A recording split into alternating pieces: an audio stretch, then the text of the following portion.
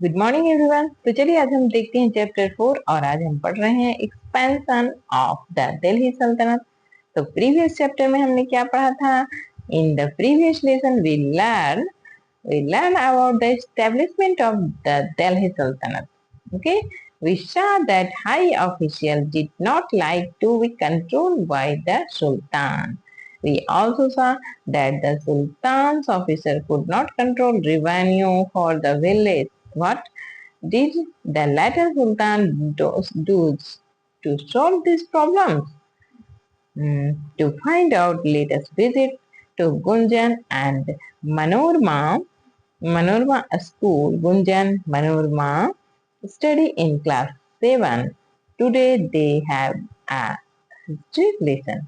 तो चलिए आज हम देखते हैं कि जो हमने पिछले चैप्टर में पढ़ा था कि दिल्ली सल्तनत के बारे में, दिल्ली सल्तनत के इस्टेब्लिशमेंट के बारे में, उसके जो जो गुलाम वंश के राजा थे,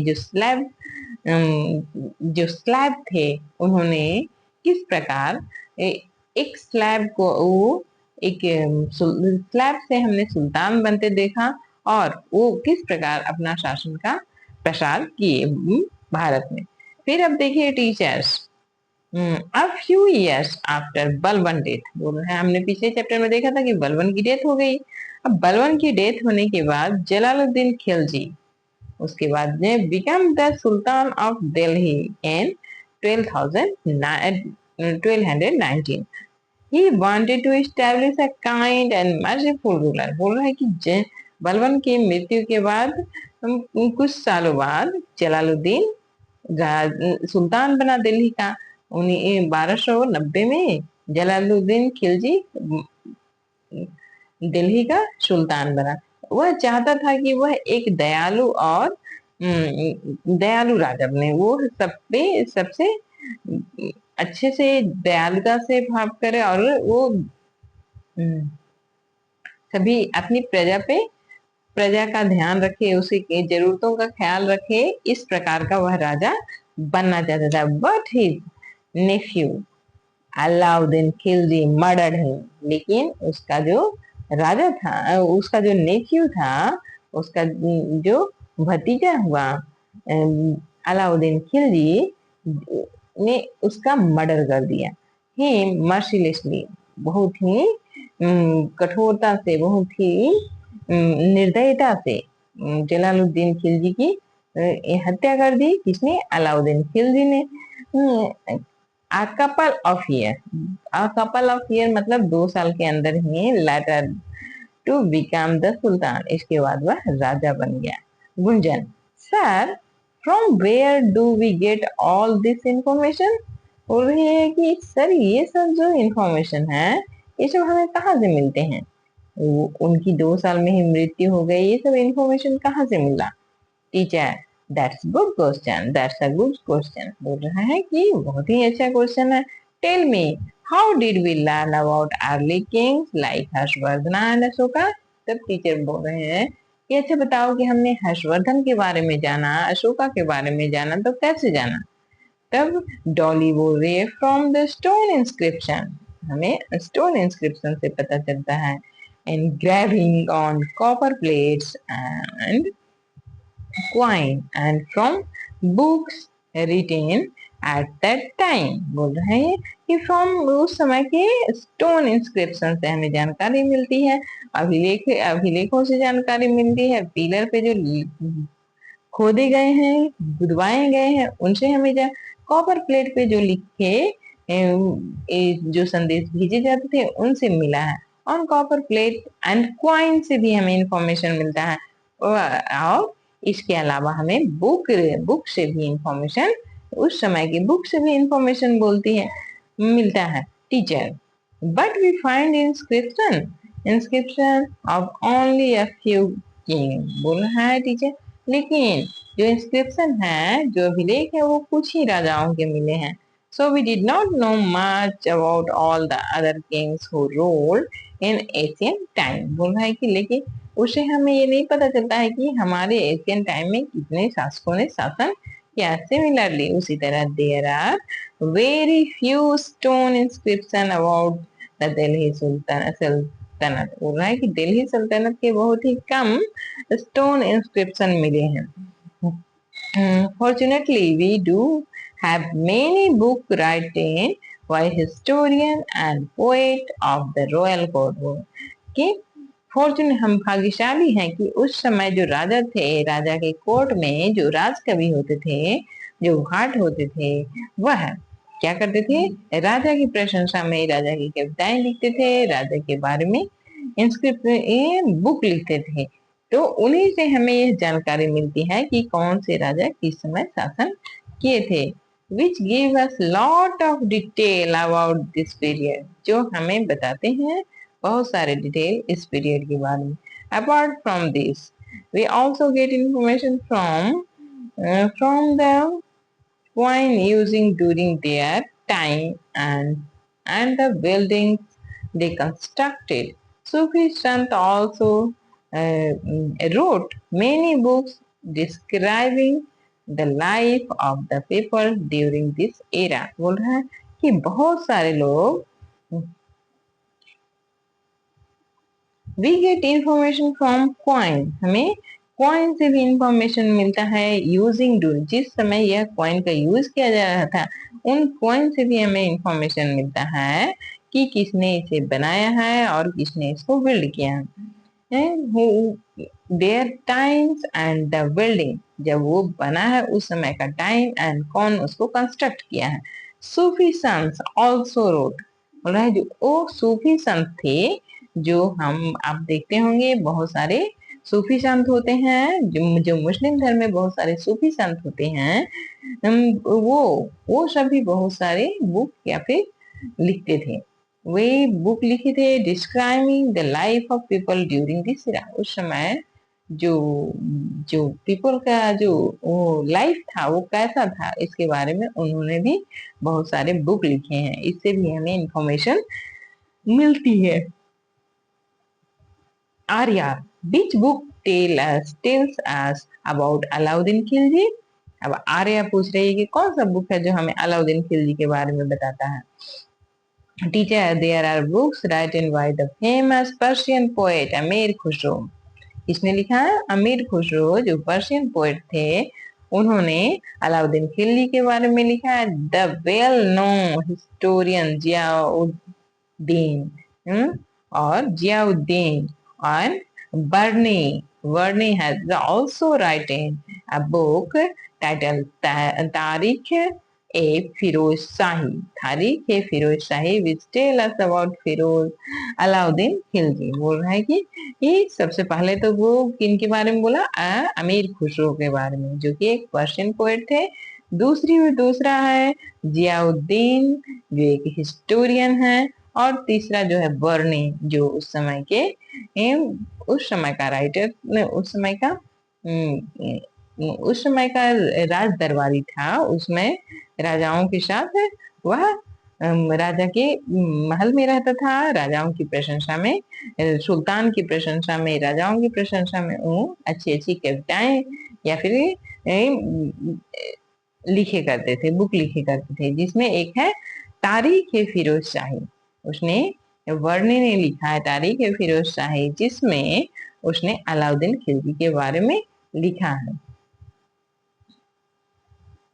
Alauddin Khilji, teachers, Alauddin Khilji became the Sultan of Delhi in 1296. He was very ambitious and made his sultanate very strong. Before he became the Sultan he defeated the king of Devgiri and bought back a lot of wealth from his kingdom. बोल रहा है कि जो अलाउद्दीन खिलजी था, teacher बता रहे हैं कि अलाउद्दीन खिलजी बिकम द सुल्तान, कब तक वो सुल्तान रहा? 1296 तक। ही वॉज वेरी एम्बिशियस, वो बहुत ही महत्वाकांक्षी था, एंड मेड ही सल्तनत वेरी स्ट्रॉन्ग, और अपने सल्तनत को, अपने साम्राज्य को उसने बहुत ही स्ट्रॉन्ग बनाया। Before he become the sultan he defeated the king of Devagiri, उसने देवगिरी के राजा को हराया था, एंड वॉट back a lot of wealth from his kingdom, अपने राज्य में वहां से चोरी किए हुए धन, बहुत अधिक धन वापस लाए थे। He not only strengthened his army, वह सिर्फ अपनी आर्मी को ही स्ट्रॉन्ग नहीं किया था with wealth, but share it among his prominent amirs to win their loyalty। और वो उसको जो चोरी किए हुए धन थे, जो वह चोरी नहीं, जो जीते हुए धन थे, उसे वह अपने अमीरों में भी, जो उसके राज दरबारी थे, तो राज दरबारी मतलब क्या होता है, जो राजा के अंतर्गत जो बहुत सारे मंत्री रहते हैं, जो राजा के दरबारी रहते हैं, उन्हीं उनको भी वह शेयर करता था, वेल्थ को शेयर करता था, जो धन लाते थे उसे शेयर करता था। और उसे क्यों? ताकि वो जो अमीर हैं वह उस पे अपनी भक्ति दिखाएं, अपना समर्थन दे, ताकि वह राजा, अब राजा के एक घर के अंदर ही बहुत सारे दुश्मन रहे तो राजा कितने दिनों तक शासन कर सकता है? जैसे कि रजिया सुल्तान थी, रजिया सुल्तान अधिक से अधिक 4 सालों तक ही शासन कर पाई, क्योंकि उसमें सारी योग्यताएं थी, लेकिन जो उसके राज दरबारी के जो अमीर थे, उन्हें उसका विरोध कर दिया और उन्होंने उसको मरवा दिया। इसी प्रकार राजा अलाउद्दीन खिलजी को पता था कि मुझे इन लोगों को साथ लेकर ही चलना पड़ेगा, तो उन्होंने यह रास्ता अपनाया। In this way, he gradually brought most of the Amir and generals under his control। इस कारण उसने बहुत सारे अमीर को, बहुत सारे जनरल को अपने कंट्रोल में रखा। He made rigid rule, वह बहुत ही सख्त रूल बनाता था, and no one dare to disobey, और किसी को भी यह साहस नहीं होता था, डेयर, कि वह डिसोबे, उसकी आज्ञा का पालन ना करे।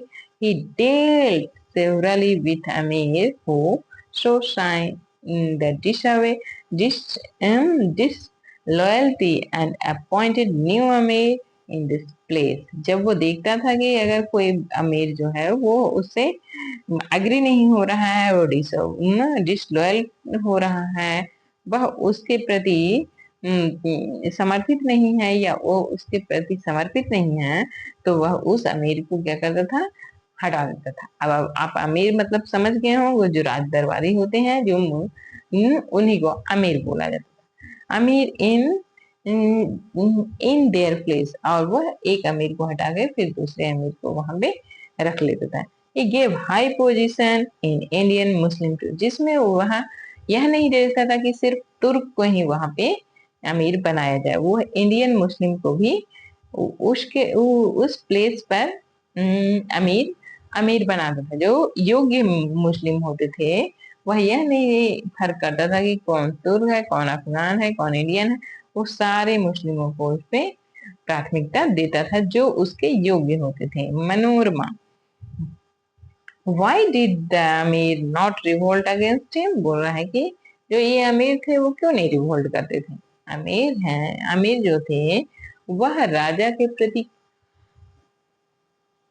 राजा के विरोध में क्यों रिवोल्ट नहीं करते थे? अमीर तो ज्यादा होते थे, अमीर कम से कम, आपने देखा होगा कि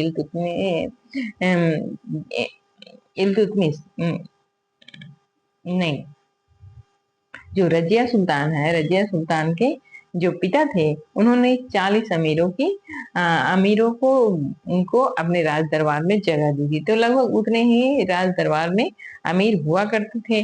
तो बोल रही है मनोरमा कि वो लोग रिवोल्ट क्यों नहीं करते थे? टीचर, अलाउद्दीन प्रोहिबिटेड हिज अमीर from drinking alcohol, celebrating festival, or holding lavish marriage and dinner party.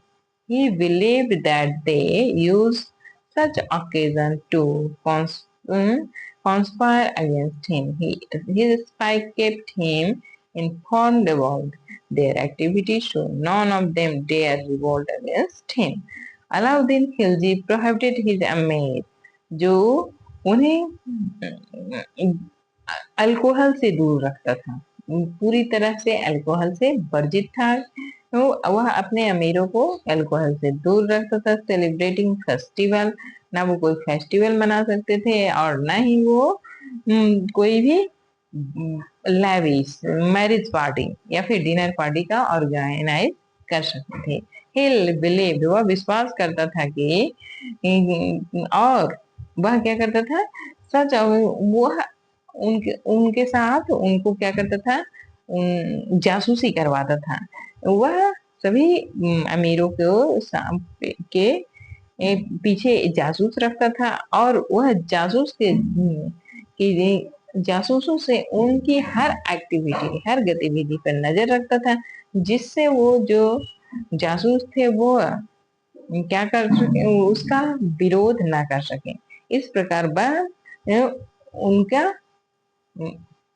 वह इस प्रकार कोई भी जो जासूस थे वो क्या कर उसका विरोध नहीं कर पाते थे।